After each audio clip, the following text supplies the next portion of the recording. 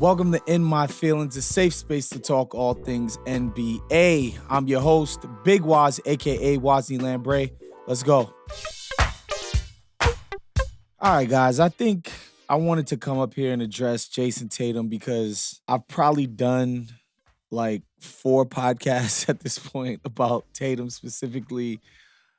Just hearing everybody's input, and reading different things and just like getting a sense of where people are at with Tatum. He's such a fascinating player because he's so obviously good, but also at the same time and obviously great many times. I just think at the same time he invites so many criticisms at the same time, which to me is just the most interesting kind of guys to cover because there's no consensus on Tatum. He's actually like a really polarizing NBA figure, right? Obviously, people have been disappointed with Boston's playoff results going back to 2021. 21 for sure, because after 21, they go into the 2021-22 season and they struggle out the gate. And I remember the fresh conversations were, do they need to break up the 2Js? Is this thing ever going to work? What the hell is up with Tatum?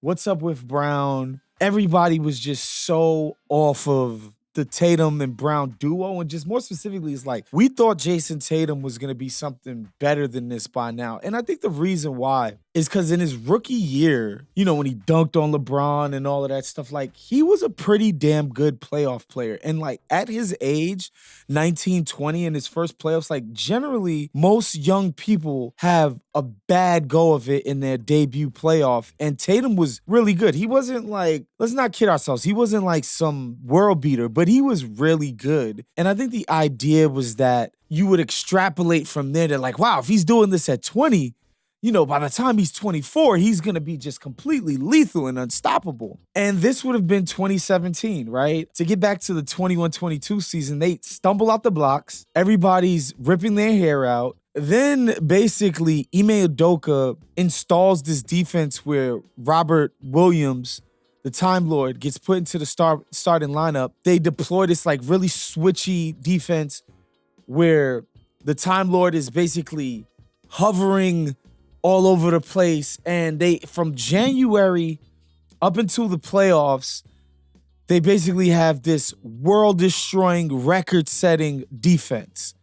And it's like, wow, this is like, wow, like Boston has an elite unit. They got the 2Js. This is going to happen for them. They don't completely dominate the Eastern Conference playoffs, but they get to the finals against a Warriors team that everybody is like, Boston is way more talented than them and should therefore win. And the exact opposite happens. And Jayson Tatum specifically just has a horrible series in which you could really say Andrew Wiggins played better than this guy.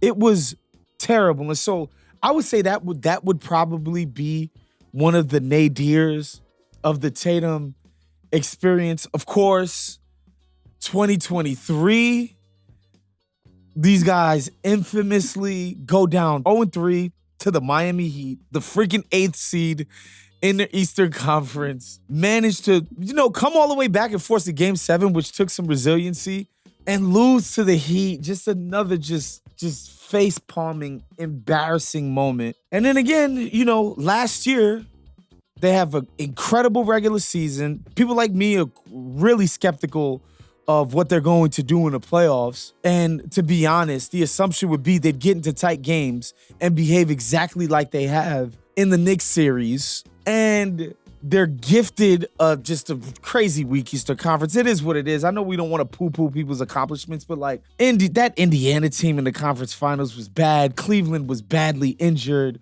It was just, wow. Just an easy run through. They end up dominating Dallas, who I thought was a formidable foe.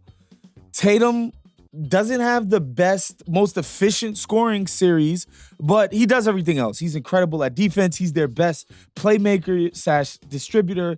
He's the one that's allowing them to stay with their switch-heavy scheme by guarding guys like Daniel Gafford, and Derek Lively. Like, when he's not guarding Luka Doncic, like he was the sort of the key that unlocked everything for them. And so Jaylen Brown winning the MVP, it was like, I was somebody who didn't want to kill Jayson Tatum for not winning MVP and not making a great amount of shots throughout the series, shooting a bad percentage. And whatever, he goes into that's supposed to be his coronation moment.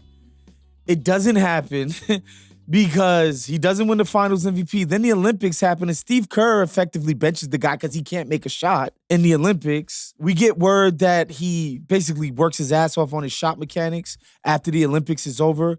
He sends word to like people in the media like, bro, my shot is back. I'm going to be fine. Of course, ends up having a completely fine, three-point shooting season. Not his best. Started off way better than kind of tailed off. But, I thought the guy played like an MVP candidate this year. Clearly Boston's best player. Clearly what drives their winning. All of the on-off stuff, all of the impact metrics would suggest that this guy's clearly, one of the best players in our game. And then, man, this Knicks series starts, and it's not just the Celtics play in this boneheaded, hard-headed refusal to not stick to we want to take 83s if possible every single game plan. It's that Tatum is bad in ways that I thought Boston would be in last year's postseason, that maybe by circumstance they didn't have to play great teams the whole time. But like in all the ways that you were skeptical going into the postseason of Boston last year, it was just manifest against the Knicks. The feeling that they play with their food, that they get complacent, that there's a lot of hubris to what they do, that they're hard-headed about their scheme and refuse to adjust when the threes aren't falling. And Jayson Tatum specifically, man, shooting in the low 30s to start a series at home against a team you've been killing all year. It's just impossible to even fathom. And what I would say, man, I say all of that to say is that Jayson Tatum has an opportunity in front of him to completely flip the narrative, right the wrongs, and make people understand that, yes, he is actually that guy that people have been promising that he's going to be since he was 19 years old. And ultimately, he turns it around and wins it for the Boston Celtics because it's going to have to be him. It's not going to be Jaylen Brown on his bum knee. It's not going to be Porzingis, who is suffering some insane illness that nobody has answers to. It's certainly not going to be the $35, $40 million man, Jrue Holiday, who no matter how he plays, nobody seems to care.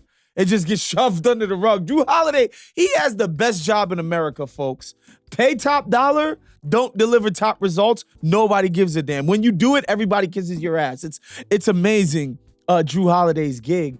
But like, man, this is truly, what I think is fascinating is that it really is a fork in the road, crossroad career moment for Jayson Tatum right now, where he can just confront all the doubters and either live up to what all of his haters have said about him for so many of these years, or he can show people that he's actually improved, that he's not dedicated to these step-back fake Kobe jump shots, that he can get to the basket, that he can get to the line, that he's going to finish oversized, that he's going to be relentless in his pursuit of making sure that the Boston Celtics ultimately achieve their goals. And I just think this is what we watch sports for.